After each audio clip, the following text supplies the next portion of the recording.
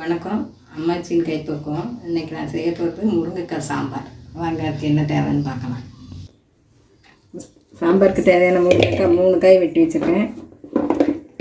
அப்புறம் 2 தக்காளி, சின்ன வெங்காயம் 1 கைப்பிடி அளவு, அப்புறம் கருவேப்பிலை, மல்லி இவ்வளவும் போட்டு வேக விட போகிறேன். புளி கரைசலும் விட்டு வேக போகிறோம். ஒரு எலுமிச்சம்பழம் அளவு புளி எடுத்து ஊற வச்சு கரைச்சி விட்டுறணும்.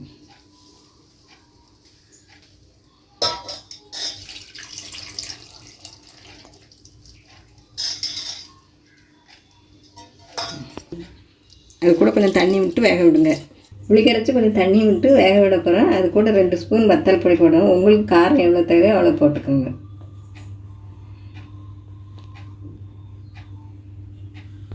ஒரு அரை டீஸ்பூன் மஞ்சள் பொடி போடுங்க.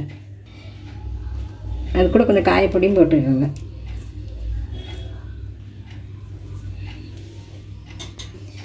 தேவையான அளவு உப்பும் போட்டு தான் வேக விடணும். அப்போ தான் அந்த காயில் உப்பு பிடிக்கும். இப்போ நல்லா எல்லா பொடியும் போட்டு கலக்கி விட்டுட்டு கொஞ்சம் கூடுதலாகவே தண்ணி விட்டு வேக விட்டுறணும். அப்போ தான் காய் அவியும் போது கொஞ்சம் தண்ணி வற்றும். அது சரியாக வரும். கூட கொஞ்சம் தண்ணி விட்டு வேக விட்டேன். இப்போ ஸ்டவ் ஆன் பண்ணுங்கள். ஆன் பண்ணிவிட்டு காயெல்லாம் வேக விடுங்க. முருங்கைக்காய் வேகுது.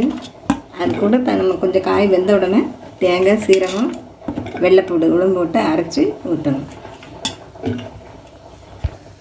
இப்போ தேங்காய் 2 துண்டு போட்டிருக்கேன். 2 வெள்ளைப்பூடு, கொஞ்சம் 1 ஸ்பூன் சீரகம் இவ்வளவும் போட்டு அரைச்சி எடுக்கணும்.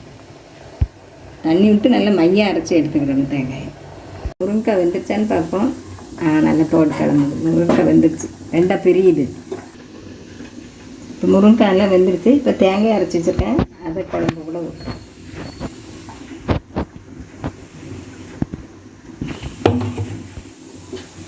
இப்போ தேங்காயும் போட்டு தண்ணி அளவு விட்டு வேக விட்டுருக்கேன். உங்களுக்கு தண்ணி குறைய இருந்துச்சுன்னா கூட கொஞ்சம் தண்ணி விட்டு எவ்வளோ தேவையோ அவ்வளோ ஊற்றி வேக விடலாம். குழம்புக்கு தகுந்த மாதிரி.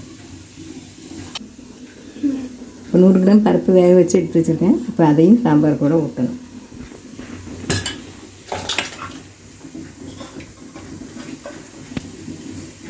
ரெண்டு ஸ்பூன் சாம்பார் பொடி கலக்கி வச்சுருக்கேன். இப்போ அதையும் சாம்பார் கூட விட்டுறணும்.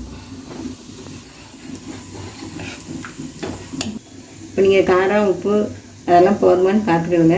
கூட பருப்பு ஊற்றி அப்புறமா சாம்பார் பொடியும் ஊற்றிருக்கேன். ஒரு 5 நிமிஷம் கொதிக்க விட்டு அப்புறமா தாளித்து விட்டு இறக்கிடுறேன்.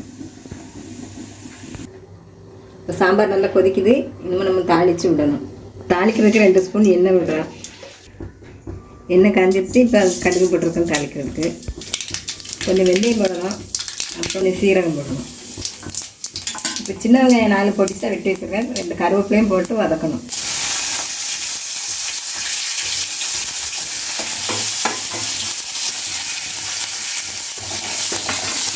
வெங்காயம், கருவேப்பிலை, சீரகம், வெந்தயம், கடுகெல்லாம் போட்டு தாளிச்சிட்டேன். அந்த வெங்காயம் ப்ரௌன் கலர் ஆன பிறகு தான் நீங்கள் தாளித்து கொட்டணும். அப்போ தான் வாசமாக இருக்கும். இப்போ வெங்காயம் நல்லா ப்ரௌன் கலர் ஆகிட்டு இனிமேல் சாம்பாரில் தாளிச்சதை கொட்டிடலாம்.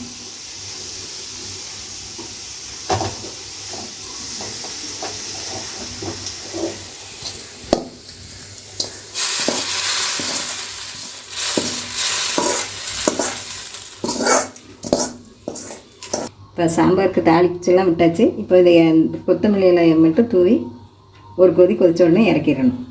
சாம்பார் ரெடி ஆகிட்டு நான் ஸ்டவ் ஆஃப் பண்ணுறேன். சூப்பரான சாம்பார் ரெடி ஆகிடுச்சு. நீங்களும் உங்கள் வீட்டில் வச்சு பாருங்கள். நல்ல தேங்காயெல்லாம் அரைச்சி விட்டு வைங்க. தேங்காயெல்லாம் வச்சா நல்லா இருக்காது சாம்பார். அரைச்சி விட்டு வச்சு பாருங்கள். உங்கள் வீட்லேயும் வச்சு பார்த்துட்டு நல்லா இருந்தால் அம்மாச்சியின் கைப்பக்குவத்துக்கு சப்ஸ்கிரைப் பண்ணுங்கள், கமெண்ட் பண்ணுங்கள், லைக் பண்ணுங்கள். நன்றி, வணக்கம்.